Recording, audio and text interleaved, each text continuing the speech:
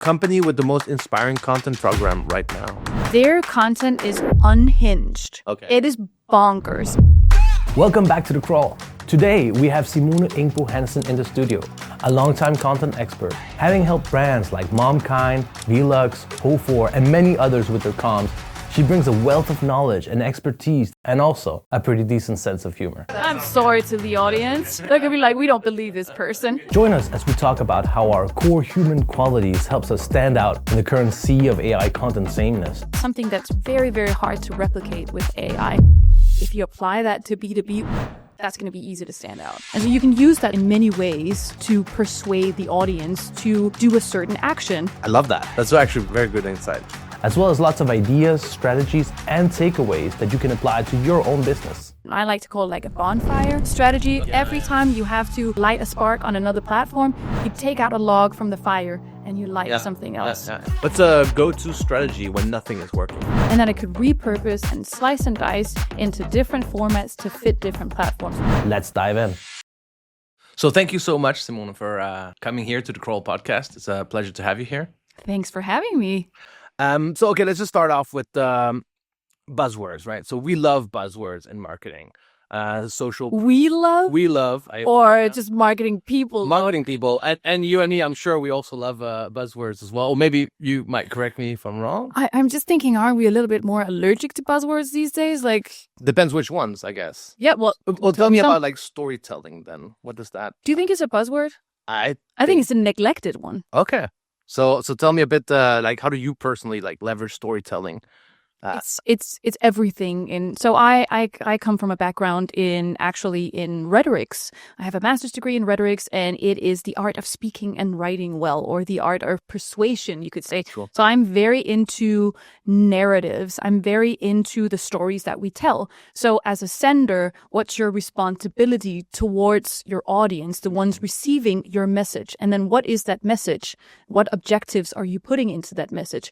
That is the story that we tell. Okay. And so you can use that story in many ways to persuade the audience to do a certain action. Is it to get them to buy? Is it to get some sort of brand recognition or awareness?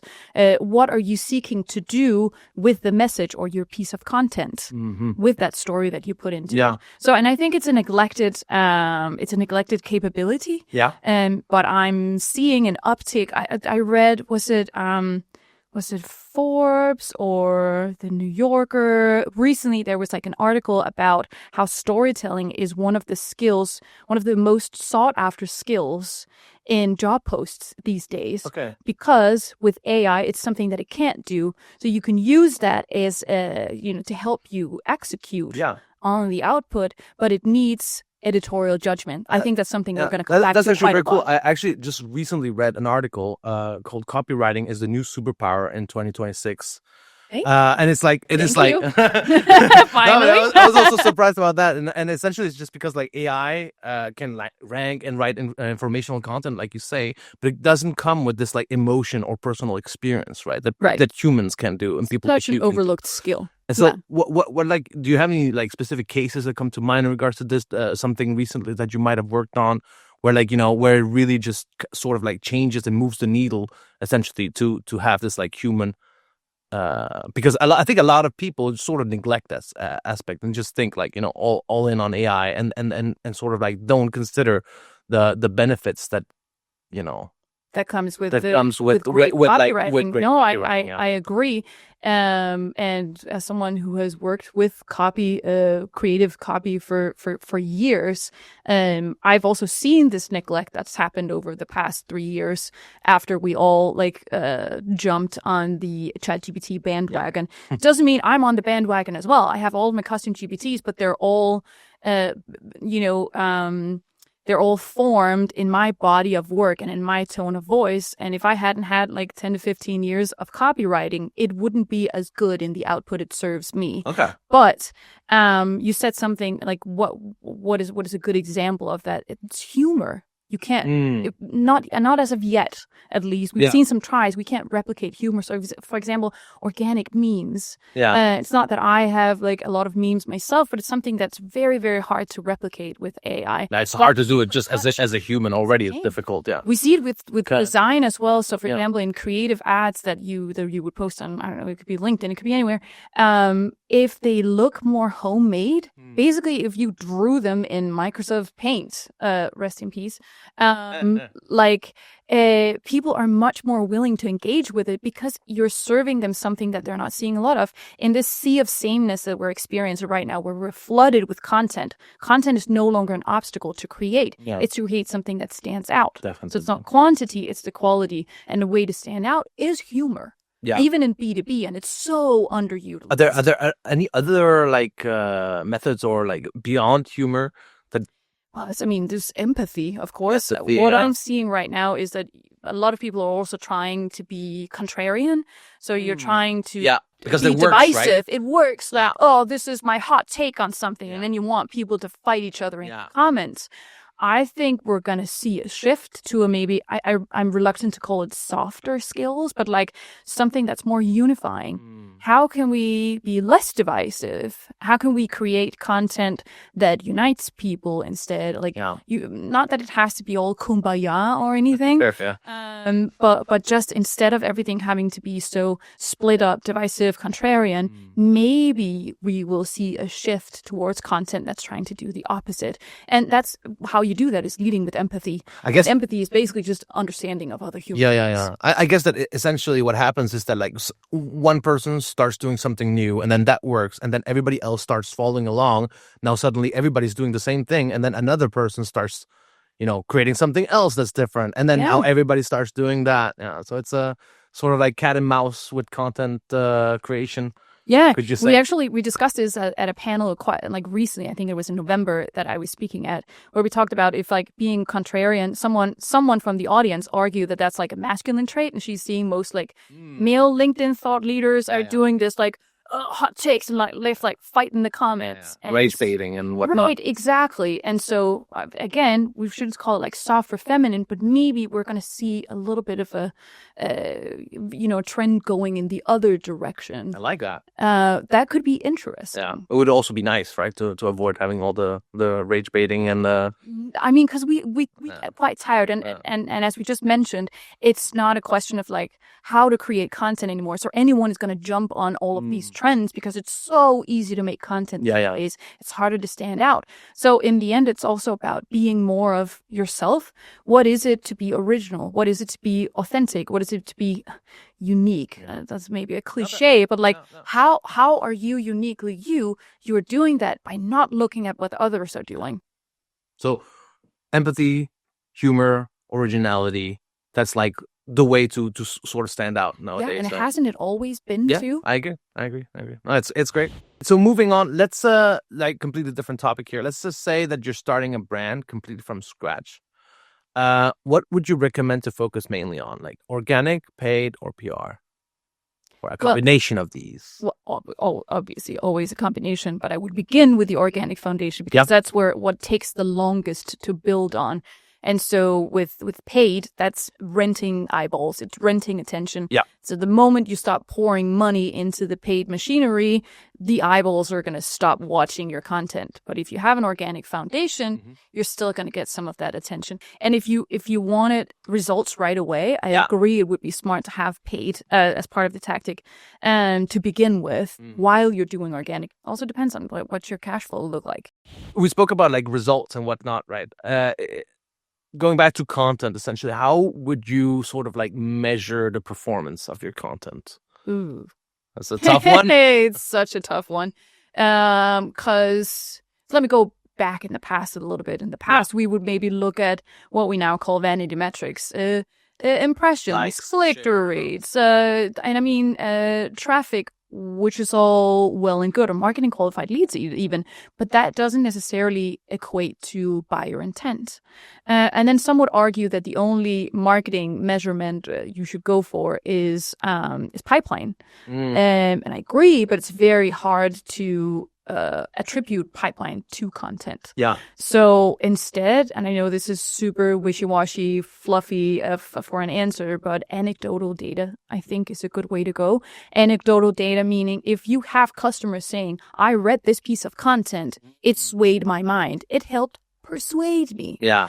Then you've done a good job. Yeah. If you can get this back. If you get clients and you can't measure that though, really, can you? It's difficult, or it's really tough to. I know, but you do surveys, I guess, and try to get the information out of people. But then you do case studies, and then maybe you have customer success, and content should always be a part of customer success, or be like bridging the gap between sales and marketing. I think content, they're kind of the voice of the company in many ways. Yeah. You're the face, you're the outwards face, but you're also the voice internally. Maybe I have an internal thought leadership program at Airteam where I work. Yeah. And I've done that in the past as well, because you can help propel people personal branding platforms, which in turn helps the company. And so it's a way of like helping everybody out. Yeah, cool. That's very cool. And content kind of has to be all of those things. Whereas before, maybe it was mainly writing blog posts. When I started in content marketing, and I don't know when that was, 2017. I came from a background in advertising and just communications consulting, and then ventured into content marketing, like online. And at that point, it was blogging. Yeah. And then securing links. Someone had to secure some links. Yeah. Just like get me links. Yeah. Buy them links. Yeah. Exactly. And now it's different. We have to do all of these other things to show. It's gotten more interesting, actually. In reality. But does that mean that then for me, that before, whereas it was like how many people would read my blog, or maybe how many people would stay on page, that was very easy to measure. Yeah. But then today, maybe I'm going to have a plethora of KPIs, and it's going to be very, very hard for me to keep up with. Yeah. So also, I kind of want to shy away from having too many KPIs, because it's too hard to keep up with all of them. I know that's super fluffy. No, it's actually very interesting. I like it. I think, and to some extent, I also definitively agree. But it's interesting that you say that essentially sort of like content used to be quote unquote boring in a way, but we could measure exactly how it was, right? Because writing content, more simple. It was more simple, yeah. But now it's gotten more fragmented. Same as the user journey and stuff like that. Everything has gotten more fragmented, and it makes it more interesting in a way, and more dynamic, we could say. But also a lot more freaking difficult. Difficult, yeah. How about SEO? How has that changed? Do you think it was simpler in the past when we had to buy links, and today it's different? And do you also wear a digital PR hat today?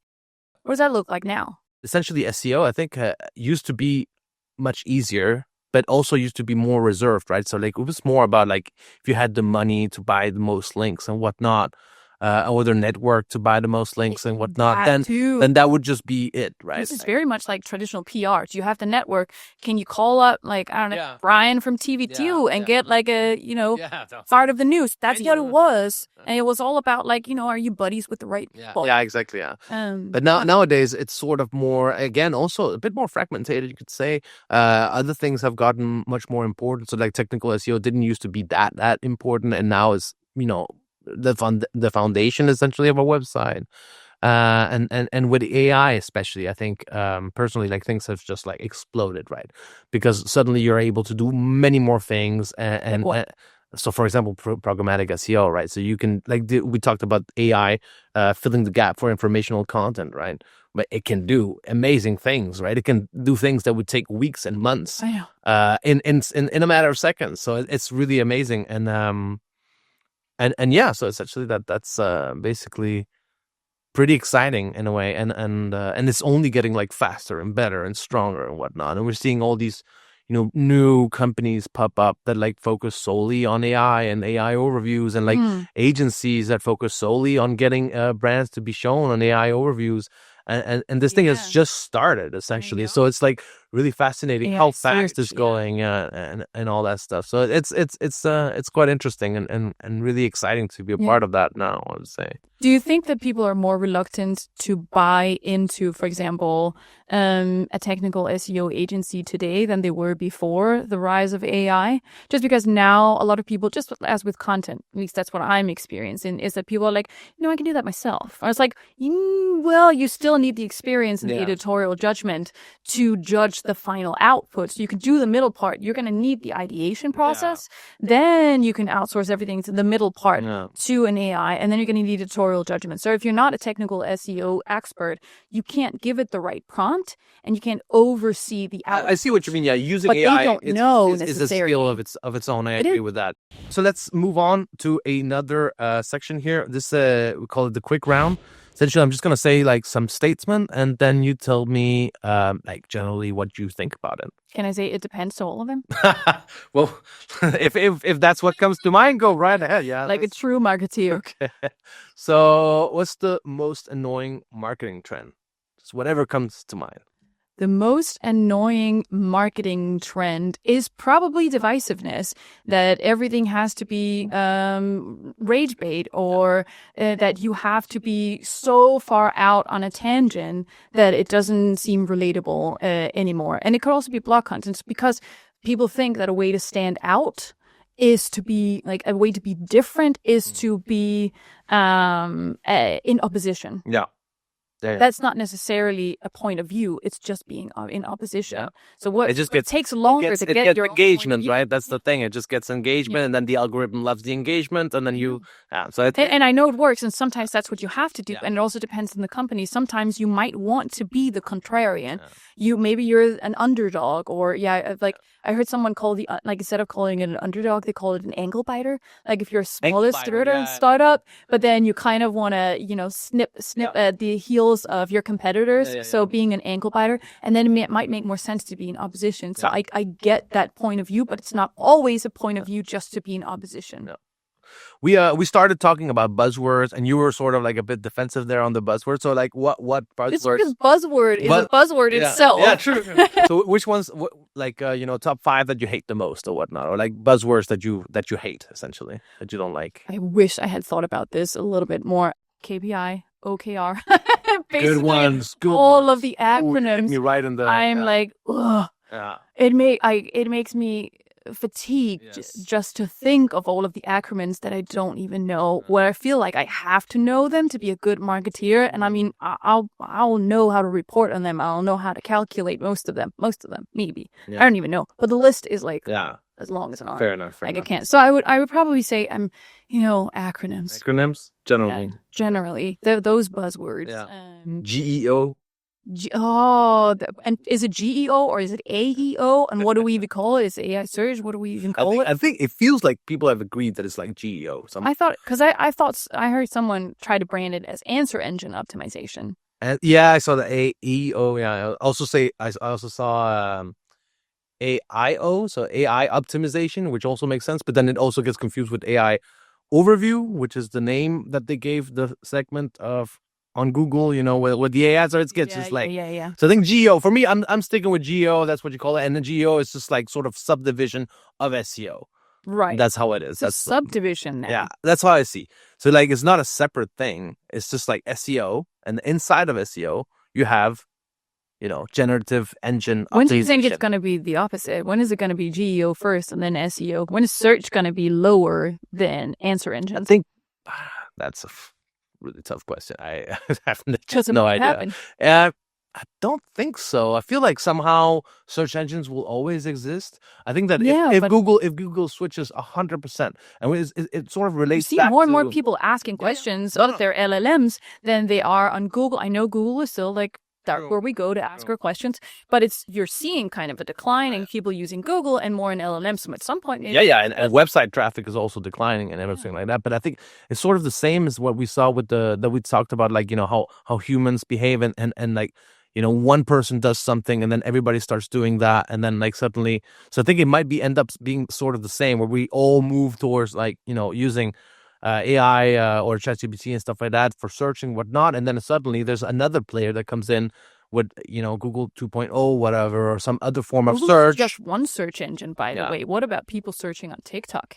Yeah, exactly. Yeah, no, there's it expands it to Instagram, many other. like so many. We had Christopher Hoffman here the other day, and he actually mentioned like Nimly.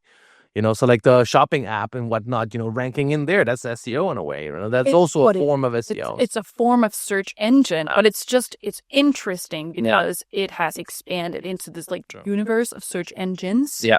And LLMs right now is one of those platforms, or one of those platforms.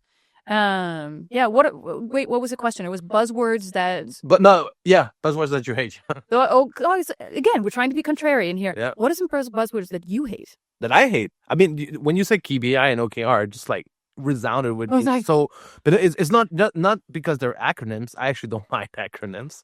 No. But the like the term itself, like KPIs and OKRs, especially because like I think that in essence, KPIs, OKRs are a good thing, but usually they're just not, done correctly. They're not. I agree. There's no like full thought given to the whole structure and the whole Let's have a thing. bunch of KPIs. So it's just like a random buzzword that they just say like, let's make some KPIs, and then it's like, but why? Yeah. What is the main target? What's the mission? Yeah. And we miss out on that part, and so we end up like in this vacuum of like random metrics that we say like, okay, we're gonna get 10% on this. Yeah. Okay. And it just makes us less productive. Yeah. So if you're using up a lot of your time just filling in OKRs or data sheets for KPI measurements, you're not really focusing on your output because you're so focused on this KPIs that you set for yourself. Maybe at a different stage in time. But also it depends where you're. It depends. I like it. Yeah. Okay, so moving on with a quick round. So like in regards to B2B, what are the best plays to watch for in 2026? The best place? The best plays. PLAY. So like a play. Like play for marketing plays. Yeah. Well, I think it comes back to the beginning of the chat, storytelling. Very underutilized. Yeah. But again, it's not just to infuse everything with story, because people are going to get bored of that as well. It's showing up with authenticity. Maybe it's also about concepts. So I'm like, if you just asked me before, what would you do if you had to start from scratch as well with something? Yeah. And if I had to start from scratch with content, or maybe marketing in general, I would start with like one concept that I knew could play throughout the year, and then I could repurpose and slice and dice into different formats to fit different platforms. So I only had to worry about the one format, the one like core concept. Yeah. Some people call it like a flagship format, and I like to call it like a bonfire strategy. And so you keep a fire going, and every time you have to light a spark on another platform, you take out a log from the fire and you light something else. But the fire keeps going. No, I love That's the one that's going to sustain you with like warmth. That's good. Yeah. What's a go-to strategy when nothing is working? Change. That's an excellent answer. That's a good answer. But also like you can't, again, that also depends, because you can't always just change and then expect, because especially in marketing, I feel like a lot of the time we're just expected to deliver like, it's results. Also, it's dementia. KPIs. It's leads. Where are our leads? The KPI. And it's like, and then, if we're not getting leads, we're going to shift. And so I think a lot of paid agencies are experiencing that as well, that, it usually every 6 months or something, a new customer or a customer would be like, we're not seeing enough leads. No, because it takes longer to build up this audience and saturate the market and build up maybe the brand awareness that you need in order for your paid marketing to also work. So and then they switch up the tactics before it's actually starting to work. It has to manifest and like build roots, grow roots before you can expect to see results. So I think we're pivoting too much in marketing. But you said if nothing is working, I mean, we're probably, but it depends. Maybe I should change my answer and just say wait and see. Wait and see. Change or and if it doesn't work, then change. And it also depends on like what tactic are you utilizing. It depends on what are you doing. If it's like nothing is working in organic, then maybe wait. But if it's like a different kind of tactic, then I would maybe want to change. I'm just being now it's all going to be super fluffy answers. I'm sorry to the audience. They're going to be like, we don't believe this person. She does not know what she's talking about. Okay, the last one. So company with the most inspiring content program right now. Inspiring, yeah.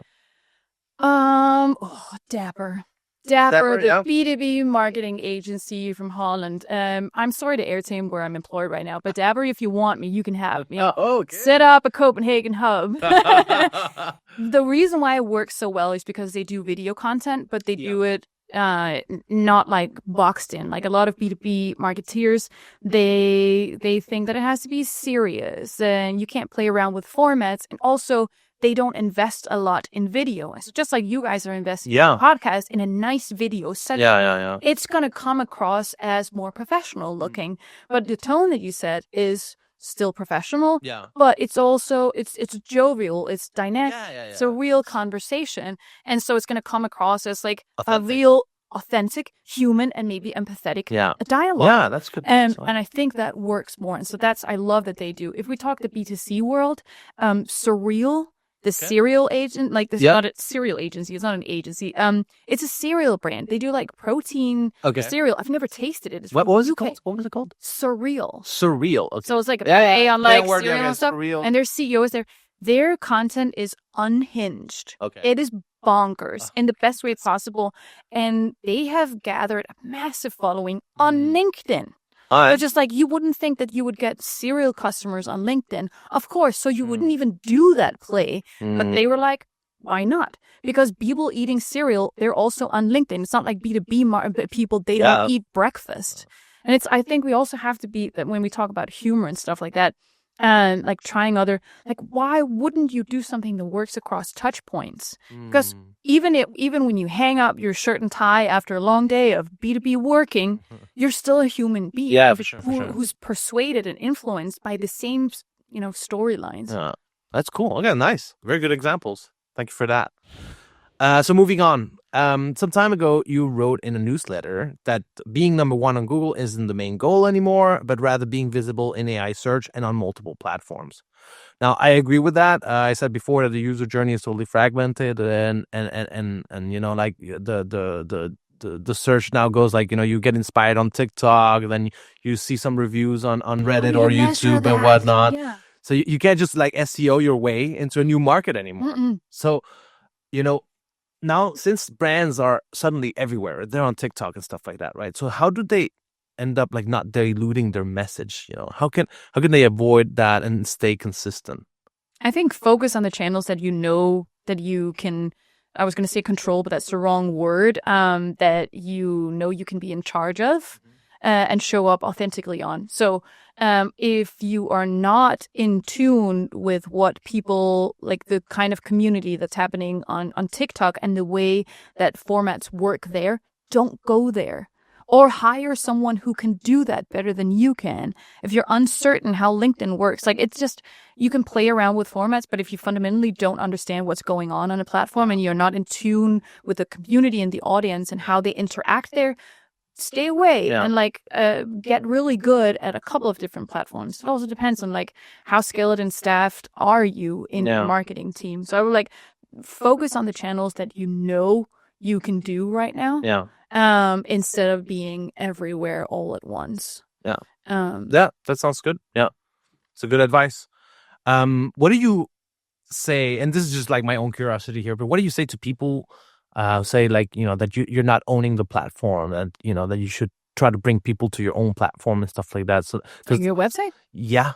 Is that dead now, or are people still doing that, or what's the situation in regards to this? Because it used to be like a big thing, right? That, like, your website, that's where that's where people want it. You want people to land there. And of course, because that's also how, you can have like a contact sales form, and again, ultimately you're generating leads through there that you can then put into Salesforce or HubSpot or whichever platform that you use, and see if something is working. And data is great for marketing purposes, but I think if you're investing in, for example, content, you need something that can be repurposed across multiple platforms. So there you go. So repurposing the content. So I'm making a sort of like what we do essentially. Yeah, exactly. But then the core concept, the bonfire strategy or the flagship format, whatever you want to call it. So I'm for Airtime, I'm going to do like a micro, not a podcast, but a different kind of format. It's going to be out later. Cool. Like a shorter, more condensed video thing where we also are going to take partners into consideration and customers, and maybe sometimes be more technical, but it's going to be short. So we can use it, we can put it on YouTube, we're going to put it in a newsletter, we can slice it up and then use it on social media, which is going to be just LinkedIn. But if we want to twice a year, we could say these are the questions, or this is what we answered, like an evergreen piece of blog content. Yeah, that's good. Or if I wanted to, I could do it every month. Yeah. So I could build some AI automation flows for that. So I wouldn't have to use a lot of time making that content, just so we had something. But it also depends. What are you trying to do with it? Yeah. I'm just like, the jury is still out when it comes to should you have a blog. I think it shifted, whereas again, back in like 2017, yes, it was about quantity, but it was also about quality. It was like how to, like you were answering like tutorials and like sneaky questions from the audience. Yeah, 1,000-word guide on how to blah, blah, blah. Yeah, Yes, and so sometimes they were a little too long. Yeah. Like ruminating way too much on like pondering questions that were too long and meandering. But you were at least like answering questions that people were asking. So we're back to that now, but maybe even more condensed. Yeah. So I think we're going to see better content. And we're also trying to, like, just on LinkedIn as well, people are actually trying to make content, like valuable content. Yeah. Like, I always ask myself whenever I do a post, is there a value in this? Are people either going to be informed or entertained? Yeah. Otherwise, I'm not going to put it up. Yeah, okay. Cool. And I think it's the same with the content you put on your website. But should you, like, if you had to invest in like, I'm going to do like a whole website revamp, of course, if your top navigation is shit and your footer is all cluttered and you desperately need to clean up your blog, do that. But I would probably rather invest in someone doing a social selling course and then having a really good social media manager or something like that. Yeah. Cool. Right now. Yeah. Awesome. And see, I didn't even mention SEO, which I don't know what that's going to fit into it. But right now we're talking content mainly, so. Well, SEO is part of content. Yeah, true. Well, yeah. Content is part of content. SEO. The thing is with content, we are always aiming the content at I was going to say not a duplicate audience, but like two audiences at the same time. Yeah. There is algorithm, search engine, and then there's the human audience. Yeah, and if you have the best, most beautifully ornamentally written content, but it's only aimed at like humans, and it's like you haven't considered EEAT, like you're not going to rank for it. And if it's the opposite, if it's like it's so technically or SEO stuff, it's not going to work for the human audience. So if you are a B2B brand or like any brand online, like if you're not a newspaper, just writing for the purpose of like writing, you definitely have to take that into account. All right, now we're going to do a new section called overrated, underrated. So essentially, I'm just going to fire some words at you. More contrarian content, yes. And then you have to tell me whether you think it's overrated or underrated. So being funny in B2B marketing. Underrated. Heavily underrated. Yeah, we talked about humors. Invest in funny people who can tell a good story. Cool. Also because, can you learn how to be funny? No, I don't think so. No, you either can learn storytelling, but it's like some people are inherently good at like comedic timing, and if you apply that to B2B, that's going to be easy to stand out. I love that. That's actually really good. Very good insight. Okay, so lo-fi video. Lo-fi video. I think. Oh, it's 2026 now. I think it's like, this is where it goes like forth and backs. It's not underrated, it's not overrated, but I think people have overdone it too much, being like, hey, I'm trying to do all of these like POV things, and I think people got it saturated it a little bit, and so now people are investing in like nicer setups that look more professional. We're actually gonna do a lo-fi video shoot like right after this. So yeah, and you've had great comedic timing, it's gonna work. Otherwise, it's gonna fall flat. Yeah. Okay. So it's all up to me and my comedic timing. Okay, we'll see. Thought leadership, overrated or underrated? See, that's a tough one because I can't answer both. It is both. The thing is, everybody knows that you should be doing it, but not everybody's doing it well. Yeah. So good thought leadership content is so underrated. Yeah. But I know, like, there are how many billion people? Like 1.2 billion people on LinkedIn right now, all trying to become LinkedIn influencers. Let's say. Having their own like personal brands and little platforms and stuff. Yeah. So I think people like definitely know that this is something that they should be investing in. Companies are trying to push their employees because you know that employees get more engagement than company profiles. So it's a way to propel the company forward. But just not a lot of people are doing it well. Fair enough. Newsletters. Overrated, underrated. Depends if you do it well. Okay, you can't say that to everything. Well, that's what I was going to say. I'm a marketer. I'm going to say that. Fair enough. You're like, that's the other answer of it depends. It's like depends. But the thing, like, so if you have a good concept, again. Okay, yeah. Tying it back to the concept. Fair enough. Because if that's what when you say newsletters, what do you mean? Because if it's just product features, product updates, something like that, I don't think that's merited. Like, just. It's sort of like the blog, right? Like these are like general questions. That should we have a blog? Should we have a newsletter? And it feels like sometimes for some businesses they feel that like, okay, we have a business, so we need to have a blog, and we need to have a newsletter. And what we're going to fill in the newsletter, they don't know. You know, they just like don't do it. Come up with something. If you don't know, don't do it. Yeah. But yeah, if you have a good concept, heavily underrated, and also consider what kind of business are you on? Like, what kind of business are you? I know it's harder to measure if you don't send out like a real email, but maybe it should be a LinkedIn newsletter instead, if that's where your audience hangs out. Yeah. If you're a B2B marketing agency, for example, why wouldn't you do with that? There, well, we can't collect all of their email addresses. No, but like that doesn't, just because you have their email address doesn't equal buyer intent once more. No. So instead, maybe you can look into engagement. You can have a real like in the commentary section, you can have some really great discussions, and that's going to give you anecdotal data, so you can continue doing what works. Yeah, I love it. Or maybe you should be on Substack. If you're like a new AI company, sure, do like a Substack instead, and then you can build a community around that. And like send out like exclusive content and stuff that could work really well. For Airteam, that's not going to work because that's not where our audience is. No, okay, fair. And only we cater both to education and to business. So we would only be catering to half of our segment if we did a LinkedIn newsletter. So that's why we have to do it with emails. Yeah. So it's something to take into consideration. But if you've taken all that into account, I think it's heavily underrated if you do it well. If you do it well. Okay, great. Well, I mean, the last one. Well, everything. The last one. Overrated, underrated. White papers, case studies, and like other gated content. I know what you want me to say because that's what I've said in the past. I would say that's like overrated. But again, it's because white papers used to be the dullest forms of content known to man and woman. Like, it's just... And that's the problem with a lot of B2B content. It is just so grayscale, so boring that it's not going to move the needle. Yeah. And so I'm not against gated content if the content is good. Yeah. And that's also up to hiring a really good graphic designer, for example. Yeah. Because it's not all about the words, and it's not all about making it long either. Who says a white paper has to be 10 pages? Yeah, it feels like the longer it is, the more serious and the more work went into it. So the better it is and the more... But I fully agree. Yeah, it's true that you don't need to go... Here's rhetorical advice. Kill your darlings. Like, cut it short. What's the shortest way to say something and still get the message across? Yeah. And back when I was still in academia, I'd be like, what's the longest way I can say something just to make it flow? Because then you get the word count up.